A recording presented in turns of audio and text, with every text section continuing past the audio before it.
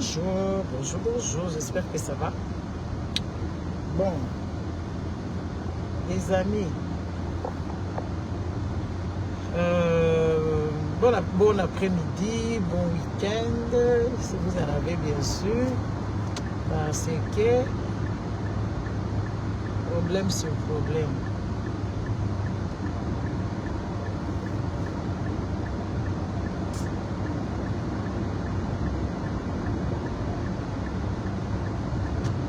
Problème sur problème, les Congo.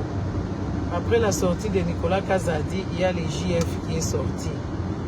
Le monsieur Alingeti, il dénonce Congo, ouais. Le monsieur dénonce la corruption qui se passe dans les provinces. Comment est-ce que ces gens-là ils sont en train de prendre de l'argent du contribuable pour à leur propre fin, quoi. Et c'est des choses que nous avions dit ici, nous avons parlé pendant des années, nous avons dénoncé les Congolais. Ils n'ont pas pour écouter. Hein. Les Congolais n'ont pas écouté, les Congolais sont là statiques, les Congolais ils arrêtent, ils sont là. Même quand eux-mêmes s'accusent, on a entendu des montants extraordinaires, les montants pharaoniques, qui peuvent reconstruire le Congo même de deux quarts. Mais tout cet argent-là passe dans la caisse de l'État. Et passe dans la caisse des gens. Oui, c'est bon.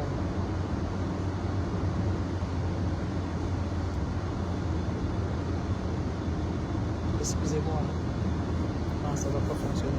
Donc je disais, les Congolais, on leur avoue ce qui se passe dans leur propre pays, mais les Congolais, ils s'en fichent en fait.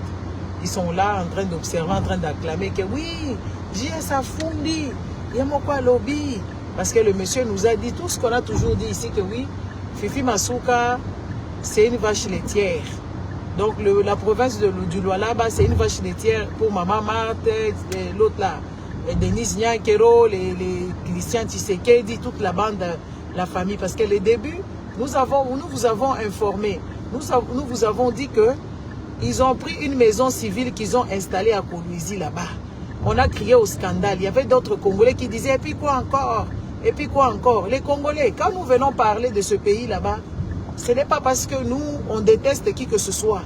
Loin de là, nous sommes en train de vous dire qu'on entend ils sont en train de dilapider votre fortune et l'avenir de vos enfants. Et incertain à cause de leur cupidité, à cause de leur désordre, parce que ce sont des personnes qui sont incompétentes, ce sont des personnes qui ne valent pas la peine. Et nous avons vu un inspecteur de police, de finances, qui vient raconter les vols qui se font dans les entreprises ou des vols qui se font dans la République. Et qu'est-ce qu'il attend pour les interpeller? Ce n'est pas en dénonçant. Toi, à Lingeti, on t'a mis là-bas pour que tu puisses arrêter les gens, pour que tu puisses faire fonctionner les gens. Tous les malfrats, tu dois les traduire et on doit les traduire en justice, les arrêter et leur arracher ce qu'ils ont volé. Mais en venant nous parler de ça, parce que vous êtes les personnes qui sont aux manettes, n'est-ce pas? Vous êtes des personnes qui sont en train de commander. Vous êtes des personnes qui sont en train de faire ce que le Congo, Pseudo-Congo aille bien. Maintenant, à quel moment on a volé l'argent à Lualaba? Tu as gardé ça depuis... Oh, et après, c'est aujourd'hui, tu viens à la télé, tu viens annoncer ça que oui, voilà, on a volé l'argent. On a volé l'argent du contribuable. Vous ne savez pas ce qu'ils ont volé. Mais il ne dit pas, il a des informations. Pourquoi il ne les utilise pas pour eux? Pourquoi il ne les utilise pas pour qu'on puisse interpeller ces gens-là? Vous voyez que ces pays-là, c'est des incompétents qui sont ensemble en train de voler. Parce que JF aussi, il faut le contrôler. Il a beaucoup de maisons. Il a acheté toute une rue à Gombe là-bas. Où est-ce qu'il trouve l'argent? C'est l'argent de la corruption. Hein, les gars? On vous parle. Et ce qui est quand même aberrant avec les Congolais, on leur parle, mais c'est eux qui nous insultent. Nous, on n'est pas dans les mêmes, nous ne sommes pas dans la même galère. Hein. Nous ne sommes pas dans la même galère. On essaie juste de faire que, oui, voilà, le travail de Lumumba a été bâclé. Et que nous, les citoyens congolais, nous devons faire quoi? Nous devons faire à ce que les choses aillent bien. Nous devons faire à ce qu'on puisse reprendre cette idéologie lumumbiste qui a été mise au placard. J'étais dans la toilette et parti. Il faut qu'on aille chercher des papiers pour qu'on puisse recoller. Parce que l'homme congolais est super abîmé. Tout comme Congolais potentiel, c'est un voleur. Un Congolais potentiel, Azamou Yibi, c'est un voleur. Il veut vouloir voler. Il veut qu'on puisse lui donner des responsabilités pour l'État, pour qu'il vole, pas pour qu'il arrange. Les Congolais, ils vivent avec les idées de vol dans leur tête, de la corruption. Ils attendent aussi à leur tour. Une nation ne fonctionne pas ainsi. Une nation ne fonctionne pas ainsi. Et vous ne pouvez pas tolérer assez que ces gens-là, qui sont des incompétents, ils volent l'argent du contribuable congolais. Ils sont en train de s'enjaillir avec ces derniers. Et alors, quand on vous annonce ce genre de choses, les Congolais, vous devez savoir sortir. Parce que c'est vous les victimes. Vous êtes victimes, vous êtes pris en sandwich, les Congolais. Ils sont en train de vous manger à toutes les sauces. Hein? Ils sont en train de vous manger à toutes les sauces. Ça devient compliqué. À quel moment le Congolais ou le Congo va aller mieux avec ces genres de comportements? Et quand on vient en parler, c'est eux là qui sont en train de nous aider. Moi, je n'ai jamais compris les Congolais. On peut bien parler, on peut expliquer des choses. Quand tu es en train de raconter ces histoires que oui, voilà, ces gens-là sont des incompétents. Chilombo, c'est un incompétent. Sa bande, ce sont des voleurs. Vous nous avez insultés, vous nous avez traités, vous avez raconté des choses. Aujourd'hui, ça sort dans leur propre bouche. Mais vous êtes toujours là. Vous croyez encore. Congolais, qu'est-ce qu'il faut que vous voyez pour que vous puissiez vous mettre en action? Soyons quand même des personnes réfléchies. Qu'est-ce que vous voulez voir encore? La misère, vous avez déjà vu. Le manque de manger, vous avez déjà subi toutes les atrocités. L'injustice à la justice, n'est-ce pas? La médecine qui est juste, je ne sais pas comment nous allons appeler ça. Et les Congolais se disent que oui, voilà, c'est comme ça qu'ils devaient se comporter. C'est comme ça que oui, voilà, les choses devaient se passer. Et les Congolais restent là. Les Congolais, vous devez voir comment est-ce que votre pays est envahi. On ne vient pas vous prêcher la méchanceté. Vous devez vous prendre en charge. Parce que l'État, là, n'est pas là pour vous. Les Congolais, réussir seul, ce n'est pas une réussite. Un pays ne peut pas réussir avec 2, 3 personnes. Parce que quand toi, tu manges bien, ça bon. Quand toi, tu as un petit salaire, ça y est. Non, ça, ce n'est pas comme ça. Le monde ne fonctionne pas ainsi. Hein? Le monde ne fonctionne pas ainsi. Je dois vous dire encore, aimez la vidéo, tapotez, je ne sais pas, mettez les cœurs, mettez les doigts ou je ne sais pas quoi. Pardon. Hein? Ce n'est pas comme ça que les choses doivent fonctionner. Vous ne pouvez pas supporter et subir ce genre de sentences que ces gens-là vous infligent. Ça n'a aucun sens. Et même Nicolas Kazede est sorti. Il vous a raconté des bêtises. Des bêtises des petites personnes incompétentes. Dans un pays où il y a le soleil, ils ne peuvent pas miser par exemple sur les panneaux solaires.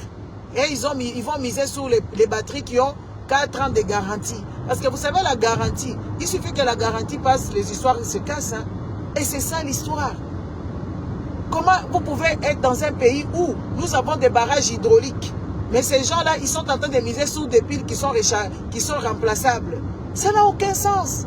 Où nous avons de l'eau potable, les amis. Le Congo est parmi les réserves mondiales, est compté parmi les réserves mondiales d'eau douce. Les eaux des rivières et tout ça, il suffit seulement de les traiter un tout petit peu. Mais vous êtes en train de creuser. Vous êtes en train de creuser des forages pour donner de l'eau aux contribuables congolais. Ça n'a aucun sens. Ça ne s'explique pas.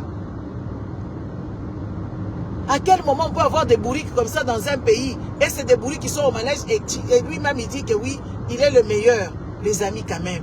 Et ça n'indigne aucun Congolais. Les Congolais sont en train de mener leur vie comme si de rien n'était.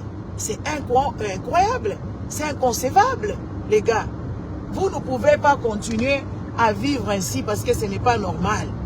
Vous ne pouvez pas commencer à tolérer ce genre de choses. Aujourd'hui, Nicolas Kazedi vous dit que oui, voilà, c'est normal, où il faut saisir l'opportunité que les Américains viennent. Vous savez, ces gens-là, c'est des personnes qui vivent avec le complexe d'infériorité. Et ça, c'est l'éducation de tout Congolais. Les Congolais vivent avec le complexe d'infériorité. Quand ils entendent les Américains, ils pensent que oui, c'est les tierces personnes qui viendront leur rendre monnaie et les tierces personnes viendront leur sauver. Les tierces personnes viendront faire travailler à leur place. Ils viendront se battre à leur place. Mais c'est faux, les gars. C'est faux. Les tierces personnes ne viendront jamais vers vous. Jamais pour vous sauver. Ils viendront profiter de votre naïveté et de votre faiblesse de manque de connaissances, le manque de savoir-faire, le manque de savoir-être, le manque d'être sérieux. C'est ça, ça sera juste, vous êtes le pain béni pour les Américains. Parce qu'avant, oui, même comme ça, là, les Américains, c'est nous sans... il faut nous prendre, nous et le Rwanda. C'est ça qu'on vous dit. Hein? Les Américains, c'est quoi qu'ils ont dit? Prenez-nous, mais nous viendrons avec le Rwanda. Et on attend quelqu'un comme Nicolas Kazadi, qui a été ministre, je ne sais pas, des Finances, qui dit que oui, il faut accueillir les Américains, parce que ça fait 30 ans que ça dure. Il commence même à vilipender Mouzé.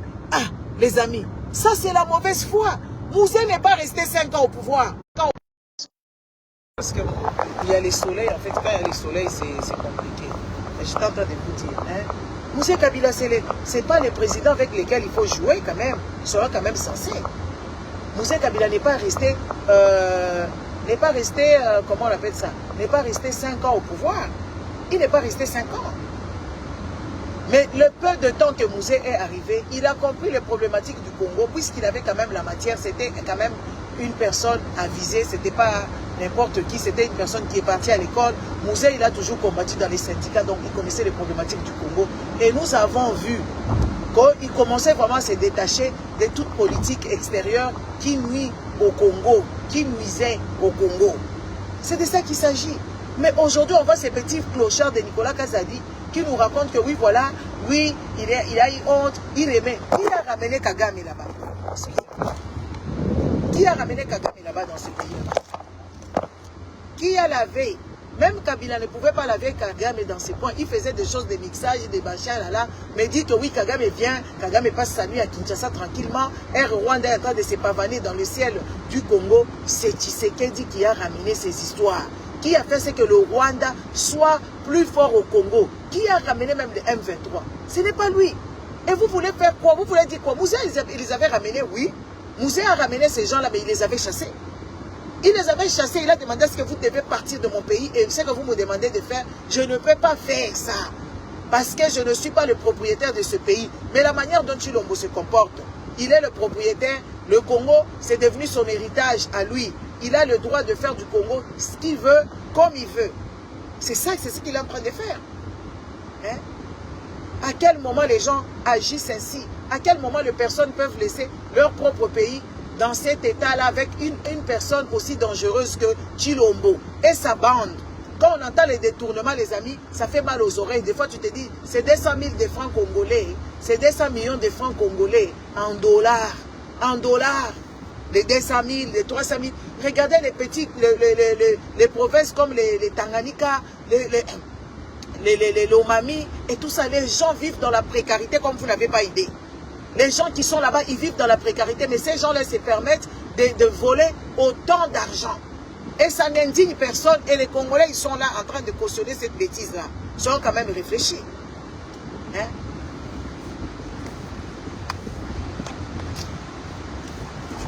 Hein? Ça n'indigne personne. Les Congolais sont heureux de voir leur pays être saigné. Et quand on vient leur dire, ils s'en fichent en fait. Non, quand même, ce n'est pas comme ça que les choses devraient se passer dans ce pays. Hein? Ce n'est pas comme ça. Quand on parle de ce pays, les Congolais pensent que oui, voilà, nous n'avons pas le droit de parler de ce pays. Parce que quoi? Parce que le Fils de Dieu, Tshisekedi, est au pouvoir. Mais le Fils de Dieu, Tshisekedi, est au pouvoir. Qu'est-ce qu'il fait là-bas? Qu'est-ce qu'il fait au pouvoir? Il ne fait que nous enfoncer. Il est parti s'endetter sur le dos, sur le contribuable congolais. C'est nos arrière-petits-enfants qui vont payer ça. Et les Congolais sont là, ils ne comprennent pas dans quoi ils sont. Aujourd'hui, quand vous regardez les Maasai, avant vous avez déjà vu les Maasai venir au Congo, commencer à vendre des petites choses, commencer à faire des tresses. À l'époque, regardez au jour d'aujourd'hui comment il y a plein de Maasai là-bas. Il y a des Somaliens partout. Il y a des choses, mais sauf les Congolais. Les enfants du Congo sont en train de quitter le Congo. Les enfants chinois sont en train de venir au Congo. Les enfants, je ne sais pas, camerounais sont en train de venir au Congo. Les enfants nigériens sont en train de venir au Congo. Même les Somaliens sont en train de venir au Congo, sauf les Congolais eux-mêmes. Les Congolais cherchent à partir. Parce que les Congolais, ils ne comprennent pas que oui, ce pays est le leur. Ils doivent se battre à ce qui est de l'ordre dans ce pays-là. Les Congolais ne comprennent rien du tout. Que oui, l'avenir du Congo est entre les mains des enfants congolais. Et non. Allez-y, monsieur. Allez-y. Allez-y.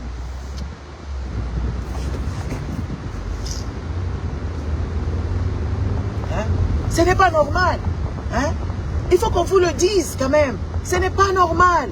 On a parlé, on ne parle pas parce qu'on a envie de vous raconter des histoires. On parle pour que vous puissiez réagir. On vous parle pour que vous puissiez avoir conscience. On vous parle. On vous a demandé ici, faites des groupes de réflexion. En faisant des groupes de réflexion, signez les pétitions. On vous a mis des pétitions pour signer. Pour que cet accord-là qui va se passer aux États-Unis, que ça n'ait pas lieu. Parce que ce n'est pas normal, les gars. On ne peut pas compter sur les gens. On ne peut pas dormir sur nos deux oreilles disant que oui, c'est des tierces personnes qui viendront nous sauver. Ça n'a aucun sens. Ça n'a aucun sens. Où est-ce que vous avez déjà vu ce genre de choses? Toi, tu es dans ton pays. Allez, on prend les gens pour que les autochtones, par exemple, les Dubaï. On prend les gens qui viennent d'ailleurs, Bangladesh, Inde. Pas pour devenir des riches là-bas, pour faire le sale boulot, le boulot qui est dur, le boulot que le propriétaire terrien ne peut pas faire, parce qu'on leur a donné les privilèges dans leur propre pays. Vous, dans votre propre pays, vous êtes plus que rien. Un Chinois va quitter en Chine là-bas, il vient vendre des haricots là-bas. Un Chinois va quitter là-bas, il va vendre tout ce qu'il veut là-bas au Congo, sauf toi les Congolais. On vous maltraite par les Indo-Pakistanais. Il vous faut manger des histoires impropres à la consommation. Tout ça, les Congolais, comment voulez-vous? On parle, peut-être vous n'êtes pas, votre cerveau ne fonctionne pas correctement. Mais on est en train de vous dire des vérités. Regardez dans les conditions dans lesquelles vous vivez. Regardez quand il y a des inondations. Regardez quand il y a la chaleur. Regardez, les Congolais n'ont aucun confort. Hein? Le Congolais n'a pas de confort. Le Congolais, même quand leurs enfants vont à l'école, c'est dangereux. Un enfant congolais va à l'école, c'est dangereux pour lui. Parce qu'il peut lui arriver des histoires là-bas à l'école. Mais quand même, soyez quand même réfléchis. À quel moment ces Congolais vont prendre leur destinée, leur destin en main? On se pose la question, qu'est-ce que vous voulez encore voir? Hein?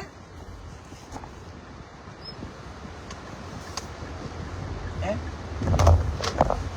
Qu'est-ce que vous voulez encore voir? Votre destin, normalement, est entre vos mains. Pourquoi est-ce que vous ne voulez pas saisir le destin? Vous êtes autant de millions, mais vous attendez à ce que les Américains viennent vous chercher. Que les Américains viennent avec vous, vous sauver, pour qu'eux fassent des choses pour vous. Est-ce que vous trouvez ça normal? Moi, je ne sais pas. Hein. Moi, je ne sais pas si vous trouvez ça normal. Que les tierces personnes travaillent pour vous, que les tierces personnes... Qu'est-ce que vous faites de votre cerveau, les Congolais? Qu'est-ce que vous avez à faire avec votre cerveau? Vous faites quoi avec votre cerveau? Il faut qu'on se pose des vraies questions. Vous faites quoi avec votre cerveau? Hein? Vous faites quoi avec votre cerveau? C'est difficile de comprendre ce qu'on a toujours dit ici. On a dit ça en colère, on a dit ça en insultant, on a dit ça en vous cajolant, en comédie. On a tout fait. Qu'est-ce qui vous reste encore? Vous n'avez pas de cerveau? Vous n'avez pas une jugeote?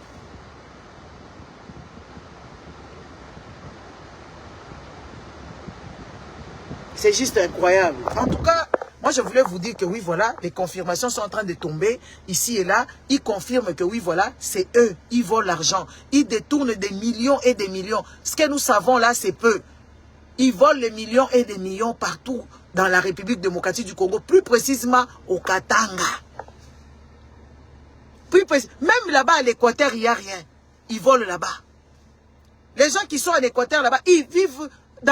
comme si c'était à l'époque de la pierre taillée. Hein? Les gens qui vivaient à l'Équateur là-bas, ils vivent comme si c'était à l'époque de la pierre taillée. Ils n'ont rien, ils n'ont pas même les vêtements, même le savon. Ils n'ont rien comme confort. C'est incroyable, chers Congolais. Réveillez-vous à un moment donné. Ça commence à faire trop, de voir une nation des bourriques, une nation des gens qui ne comprennent pas que oui, voilà, leur destinée est entre leurs mains. Les Congolais ne comprennent pas. Même ceux-là qui viennent insulter, même là qui sont de la tribu, même ceux qui sont les, je ne sais pas, des favorisés, vous êtes tous sur le même bateau.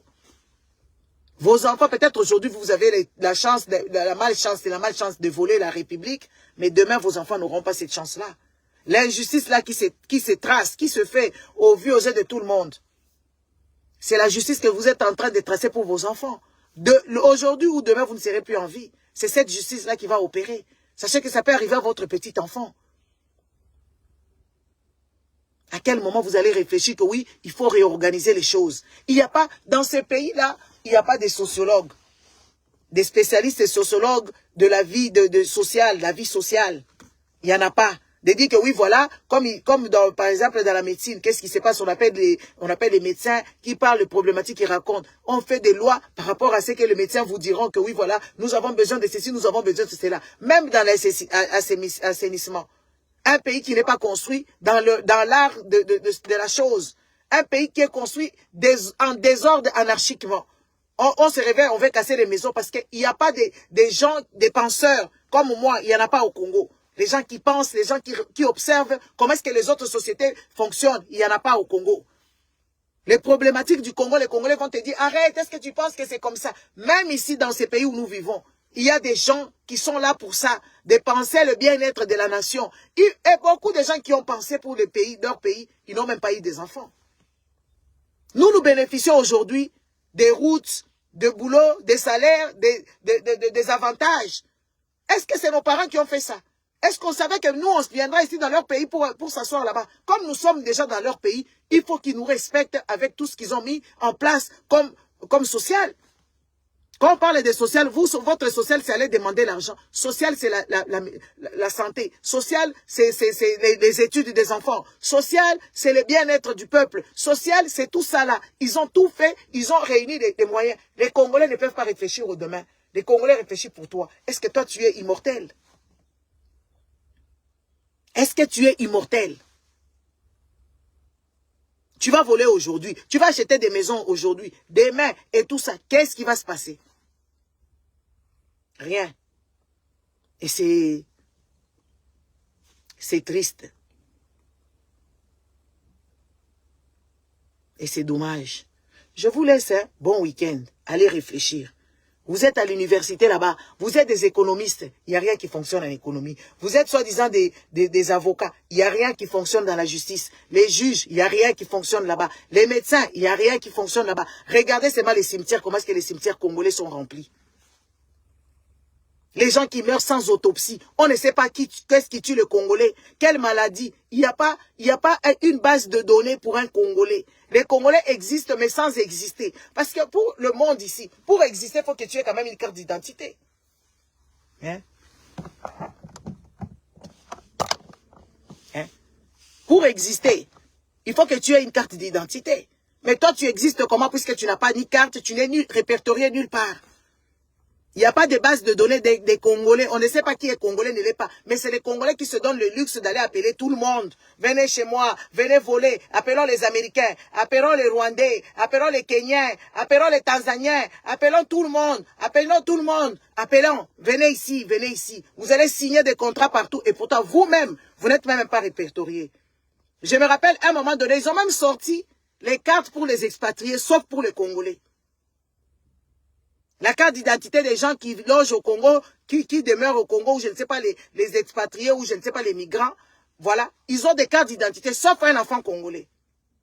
Comment vous expliquez ce genre de choses? C'est parce que les Congolais ne sont pas intelligents. Et vous avez dit que vous êtes intelligent. Non, Congolais, vous ne l'êtes pas. Vous n'êtes pas intelligent parce que vous ne réfléchissez pas au bien-être de votre propre pays, au bien-être de vos progénitures. Vous vivez aujourd'hui les lots caca. Quand vous dansez, c'est bon. Hein?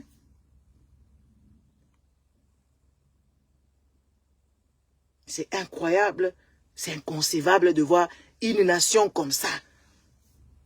Vous n'avez pas de modèle, il n'y a pas de hommes courageux, il n'y a pas de femmes courageuses. Quand tu entends les femmes, ils parlent toujours des histoires bêtes. Les hommes, ils parlent toujours des histoires stupides, des histoires de sexe, des histoires des choses bizarres, mais pas les histoires de pensée pour l'avenir de ce pays-là qui est le nôtre, le paradis.